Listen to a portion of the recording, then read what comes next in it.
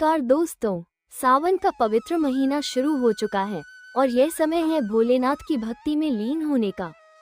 एक समय की बात है, अमरपुर नामक एक नगर में एक धनवान साहूकार रहता था। उसके पास धन संपत्ति की कोई कमी नहीं थी, पर एक चीज थी जो उसे बहुत दुखी करती थी। उसके कोई संतान नहीं थी। साहूकार और उसकी पत्नी दोनों ही इस बात से बहुत उदास रहते थे।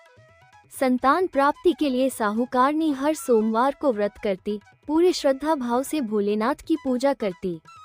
मंदिर में भगवान शिव के सामने वह घी का दीपक जलाती और अपनी हर सांस में केवल एक ही प्रार्थना करती, हे भोलेनाथ, हम पर कृपा करो, हमारी सूनी गोद भर दो।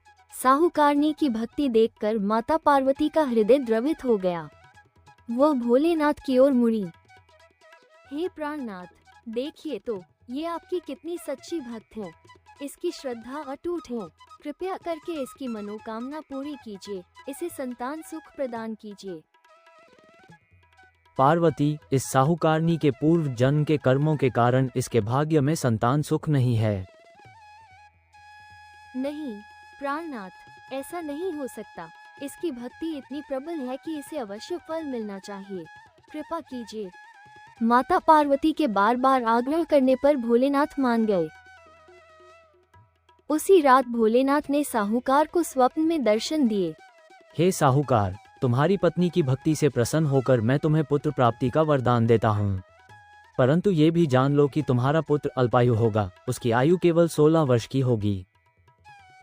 ये सुनकर साहूकार प्रसन्न तो हुआ, लेकिन साथ ही चिंता भी घेर लिया। उसने ये सारी बात अपनी पत्नी को बताई। पुत्र के अल्पायु होने की बात जानकर साहूकारनी भी बहुत दुखी हुई, पर उन्होंने अपने सोमवार के व्रत का नियम नहीं छोड़ा। उनकी आस्था अटल रही। कुछ समय बाद साहूकार के घर एक सुंदर पुत्र रत्न का जन्म हुआ, जिसका नाम उन्होंने अमर रखा। साहूकार और साहूकारनी की खुशी का ठिकाना न रहा। समय पंख लगाकर उड़ने लगा। अमर अब 11 वर्ष का हो चुका था। अब उसकी शिक्षा दीक्षा के लिए साहूकार ने उसे अपने मामा के साथ काशी भेज दिया।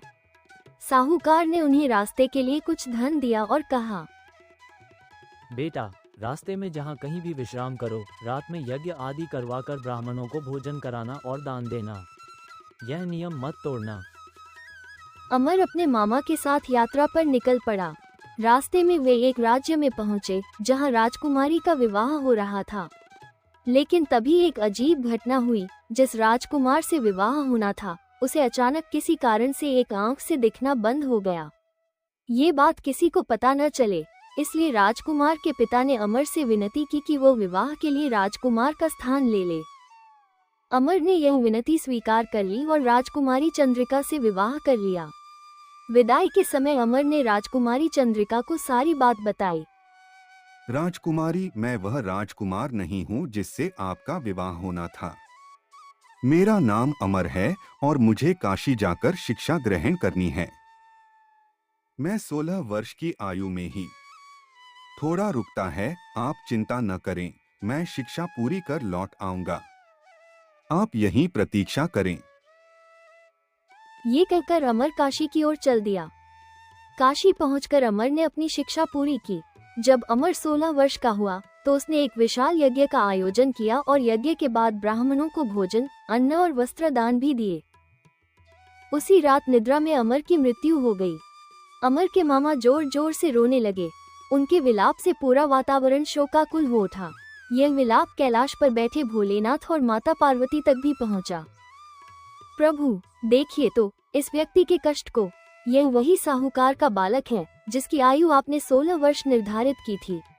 परंतु हे प्राणनाथ, इसके पिता ने 16 वर्षों तक हर सोमवार को आपका व्रत रखा है, आपकी आराधना की है। कृपया उनके दुख को दूर कीजिए, उनके पुत्र को जीवन दान दीजिए। माता पार्वती की ऐसी सच्ची प्रार्थना सुन भोलेनाथ पुनः प्रसन्न हुए। उन्होंने अमर को जीवन दान दे दिया। जीवन दान मिलते ही अमर जीवित हो गया। स्वस्थ होते ही वो अपने नगर की ओर वापस लौट आया।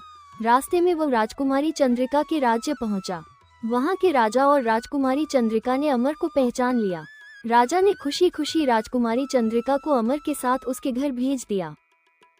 तभी उनके पुत्र अमर अपनी नवविवाहित पत्नी चंद्रिका के साथ घर पहुंचे। अमर को अपनी नवविवाहित पत्नी के साथ देखकर साहूकार और साहूकारनी की खुशी का ठिकाना न रहा। उनकी आंखें खुशी से भर आईं। रात को भोलेनाथ ने साहूकार को स्वप्न में दर्शन दिए और कहा, हे साहूकार, तुम्हारे और तुम्हारी पत्नी के अटूट सोमवारी व्रत के कारण ही मैंने तुम्हारे पुत्र को दीर्घायु प्रदान की है। तुम्हारी श्रद्धा ने तुम्हारे पुत्र को नया जीवन दिया है।